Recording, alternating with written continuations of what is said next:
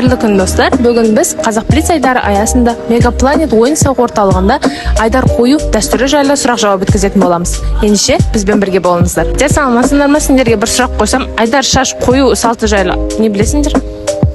Білеміз. Айдар шашын қою деген, мысалы, кішкентай балалардың кішкентай кезінен төбе тұсына шаш қалдырып қоюды айтады негізінде.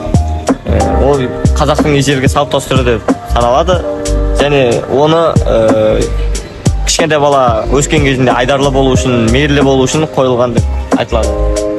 Сізге бір сұрақ қойсам бола ма? Жалпы айдар қою дәстүрі жайлы не айта аласыз? Айдар қою дәстүрі жайлы негізі ол қазақтың ежелгі салт дәстүрлерінің бірі болып саналады. Баланың негізгі кішкентай жастайынан келген желке жағынан өзі айдың бейнесі сияқты бір өзі қал сияқты бірдеңе түседі. Және де оған көз тимеу үшін баланың шашын өріп қояды. Саған бір сұрақ қойсам, жалпы қазақтың айдар қою, айдар шашы туралы не білесің, айта аласың ба? Мен көп білмейткем, көргем, бірақ туысқандарында болған, көршілерде болған балаларда көргем, бірақ көп білмейткем ол туралы. Бір сұрақ қойсам, жалпы айдар қою дәстүрі жайлы не айта аласыз?